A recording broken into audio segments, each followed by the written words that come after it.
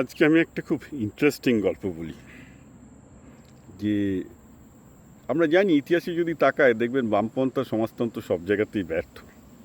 তারপরেও দেখা যাচ্ছে বামপন্থা এবং সমাজতন্ত্র আমেরিকাতেও ফিরে আসছে, ভারতেও ফিরে আসছে, পশ্চিমবঙ্গেও ফিরে আসছে, অস্বীকার করার কোনো উপায় নেই।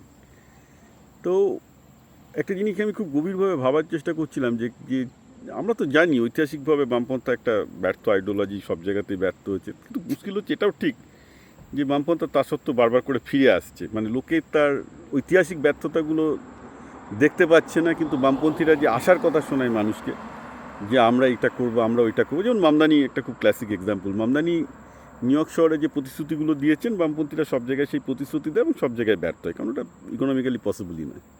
Doesn't work that way, world doesn't work that way.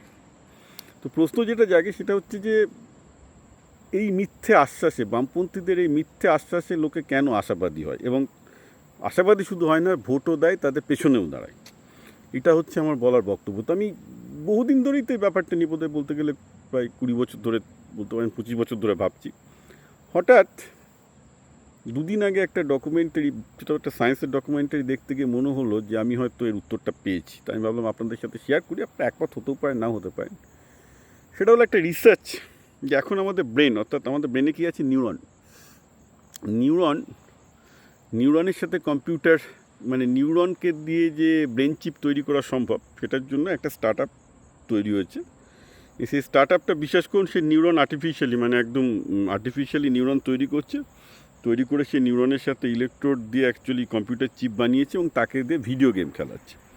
তো মানে একটা ব্রেনের চিপ, ভাবুন, একটা ব্রেনের চিপ, অ্যাকচুয়াল অর্গানিক ব্রেনের চিপ, তাকে পুরোপুরি দিয়ে, হ্যাঁ, মানে আপনার ব্রেনের টুকরোটা ভাবুন, আপনার ব্রেনের একটা টুকরো, 80,000 নিউরন একটা চিপের মধ্যে বসিয়ে দিয়ে ভিডিও গেম খেলাচ্ছে। তো ভিডিও গেমটা কী করে ট্রেন করা হচ্ছে এইভাবে যে ভিডিও গেমেতে তো সাকসেস ফেলিওর থাকে, যে একটা শ্যুট করছে, এই করছে, বল ধরতে পারছে না। ধরুন ভিডিও গেম আপনাকে একটা বল ধরতে হবে, ধরতে পারছে না, তাকে ট্রেন করতে হবে। তো কী করে শেখাবেন যে বলটা ধরতে হবে ভার্সেস বলটা ধরতে হবে না, মানে বলটা মিস হয়ে যাচ্ছে, ধরতে হবে। তো এরা তো একটা এন্ট্রপি প্রিন্সিপাল বলার একটা জিনিস ইউজ করছে, যে সেটা কীরকম আমি একটু বলি। যে এন্ট্রপি হচ্ছে ফিজিক্সের একটা বেসিক জিনিস, যে আমরা সবসময় লোয়েস্ট এন্ট্রপির দিকে যাওয়ার চেষ্টা করি, অর্থাৎ লিস্ট অ্যামাউন্ট অফ ক্যাওসের দিকে থাকার চেষ্টা করি। আমরা চাই যে আমাদের জীবন সিকিউরড হোক, একটা চেনাশোনা পথে যাক, আমরা একটা লিস্ট অ্যামাউন্ট অফ ক্যাওস পছন্দ করি। তো এই ট্রেনিংয়ের ক্ষেত্রে একই প্রশ্ন ইউজ করছে। এই ব্রেনের চিপটা যখন বলটাকে ধরতে পারছে না, তখন ক্যাওসটা বাড়িয়ে দিচ্ছে, নয়েজটা বাড়িয়ে দিচ্ছে, ফলে নিউরনগুলো দেখতে পাচ্ছে চারিদিকে নয়েজ হচ্ছে। আর যখন বলটা ধরতে পারছে নিউরনগুলো, তখন ওরা ক্যাওসটাকে কমিয়ে খুব শান্ত করে দিচ্ছে। অর্থাৎ নিউরনের কাছে ওটা একটা রিওয়ার্ড, যে তুমি যদি বলটা ধরতে পারো তাহলে তোমাকে আমি শান্ত রাখবো, যদি না ধরতে পারো প্রচণ্ড ক্যাওস বা স্টিয়ারিং হচ্ছে। এভাবে নিউরনটা বুঝে যাচ্ছে যে তাকে সেই ফোর্স অ্যাপ্লাই করতে হবে যাতে সে বলটা ধরতে পারে, অর্থাৎ হি বিকাম এফিশিয়েন্ট।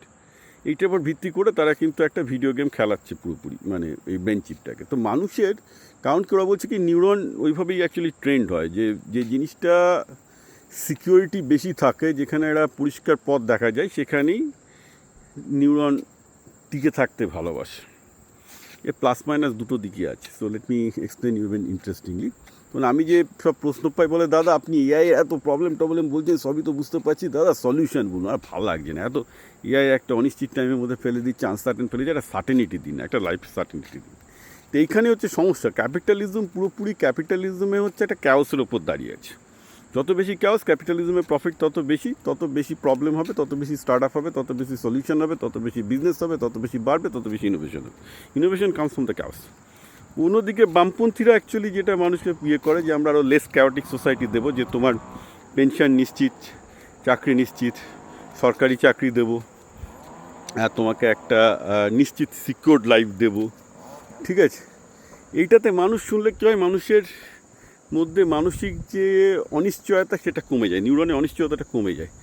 যার জন্য কী হয়, মানুষ ভাবে যে না, এইটাই বোধহয় ভালো, এটাই আমাকে দেবে, কারণ এটাই তো চাই। কারণ আলটিমেটলি আমাদের নিউরনের স্ট্রাকচার কিন্তু সেটাই চাই অটোমেটিক্যালি, যে আমরা একটা সিকিউরড লাইফ পেতে চাই, যে সিকিউরড, আমাদের ফুড সিকিউরিটি থাকবে, আমাদের জব সিকিউরিটি থাকবে, আমাদের সেক্সের সিকিউরিটি থাকবে, সব কিছু, আমাদের যেগুলো জৈবিক চাহিদা সব কিছু সিকিউরিটি থাকবে। That is exactly the leftist principle are based on, and that is exactly matches with the neuron. So লেফটিস্টরা যেটা অ্যাকচুয়ালি মানুষকে প্রতিশ্রুতি দিচ্ছে সেটাই কিন্তু নিউরন চাইছে। সমস্যা হচ্ছে কি, ওইভাবে মানুষের কোনো সেলফ অর্গানাইজেশন গড়ে ওঠেনি। ধরুন আমাদের জন্য একটা ক্যাপিটালিস্ট সোসাইটি বলুন বা যে সোসাইটি বলুন না কেন, এটা একটা অর্গানাইজেশন, কিছু লোক অন্য লোকেদের চালাচ্ছে, রাইট? সমস্যাটা এখানটাতেই যে আলটিমেটলি আপনার যে চাহিদাগুলো, সেই চাহিদাটা একটা বাড়ির চাহিদা, মেডিসিনের চাহিদা, সেক্সের চাহিদা, খাবারের চাহিদা, সেটা মিটবে কী করে একটা সোসাইটিতে? That's a very complex question. সেটা কি ওই সিকিউরিটির পথে প্ল্যানিং করে দেওয়া যাবে? সেটা তো আমরা দেখতে পাচ্ছি হচ্ছে না। কেন হয় না? তার কারণ হচ্ছে পাওয়ার স্ট্রাকচার ভেঙে পড়ে, রাইট? কারণ খুব ইন্টারেস্টিং হলে এটাও সত্যি যে একজন কৃষক অনেক বেশি ইনসেন্টিভাইজ হয় বেশি শস্য তৈরি করতে, বা একজন বিজ্ঞানী অনেক বেশি ইনসেন্টিভাইজড হয় অনেক বেশি আবিষ্কার করতে, বা একজন এন্টারপ্রেনার অনেক বেশি ইনসেন্টিভাইজ যখন সে দেখে সিস্টেমে ক্যাওস বেশি আছে, সেই ক্যাওস থেকে সে লাভ করতে পারবে বেশি। উদাহরণ দিচ্ছি, ধরুন কৃষকরা যখন দেখবেন যেগুলো খাবারের, ধান ফলাচ্ছে, গম ফলাচ্ছে, ফাইন, খাওয়ার জন্য ফলাচ্ছে, কিন্তু যখন অর্থকরী ফসল করতে হয় সবার আগে চিন্তা থাকে এবার পাটের দাম পাবো, তো পাটের দাম পাবো এই আশাটা যদি বেশি থাকে সে পাট বেশি চাষ করবে। যদি দেখে আলুর দাম বেশি পাবো তবে আলুর চাষ করতে চাইবে। হ্যাঁ, same thing with any business, right? ওই রিস্কটা লোকে নিতে চায়, এইভাবে প্রোডাকশন বাড়ে। অর্থাৎ সিস্টেমের মধ্যে একটা আনসার্টেনিটি থাকলে, যে আনসার্টেনিটিকে কাজে লাগিয়ে মানুষের জুয়ারি মন, মানুষের মন কিন্তু প্রত্যেকটা মানুষের মনে একটা জুয়ারি আছে, হ্যাঁ, গ্যাম্বলার আছে, সেইটাকে ইনভেস্ট করে যখন দেখে যে না আমরা বেশি টাকা রোজগার করতে পারবো, তখনই কিন্তু ইন্টারেস্টিং, তখনই কিন্তু মানুষ তার খাটনির পরিমাণটা বাড়িয়ে দেয়। এবার মানুষ যদি কাকে তাদের ফুড সিকিউরিটি থেকে শুরু করে সব কিছু সিকিউর হয়ে যায়, নিউরন পুরো অলস হয়ে যায়, কাজ করে না, যেটা পশ্চিমবঙ্গের অধিকাংশ মানুষের ক্ষেত্রে হয়েছে 34 বছরের বামপন্থী রাজত্বে। অলস মৃতপ্রায় একটা জাতিকে আমরা পেয়েছি, কারণ নিউরনগুলোকে থামিয়ে দেওয়া হয়েছে। সেই নিউরনগুলো আর কোনো অ্যাজিটেট করে না। নিউ প্রজন্মেও 5-10টা টিউশনি করে অলরেডি ক্লাস 7-8-এর আগেই নিউরনগুলো সব ডেড, ওর কোনো কাজের আর নেই।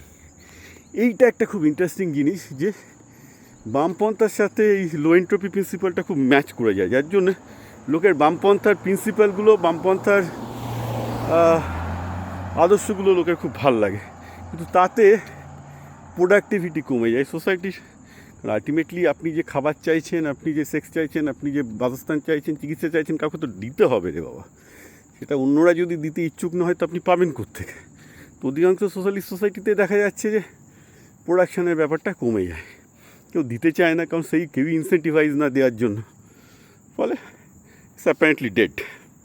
তো যাকে এই কন্ট্রাডিকশানটা আমার ধারণা খুব ফান্ডামেন্টাল টু দ্য ওয়ার্ল্ড, এবং এটা থেকেই যাবে যতক্ষণ পর্যন্ত এআই নিজে এসে এই প্রবলেমগুলো সলভ করবে। আমি খুব আশাবাদী যে আস্তে আস্তে, এটা আমি আজ থেকে প্রায় 16 বছর আগে গল্পটা লিখেছিলাম উত্তরপুরুষ বলে। আমি জানতাম হিউম্যান বিং যেহেতু মানুষ এবং ডেমোক্রেসি দুটোই যেহেতু অদক্ষ, একটা দিন আসবে ডিসিশন কিন্তু এআই নেবে। অলরেডি আমরা সেই জায়গায় চলে এসেছি, কারণ ট্রাম্প তো সব জায়গায় এআই এজেন্ট ঢোকাচ্ছে, গভর্নমেন্ট বলছে যে মানুষের দ্বারা হবে না, এআই এজেন্ট দিয়ে করাতে হবে।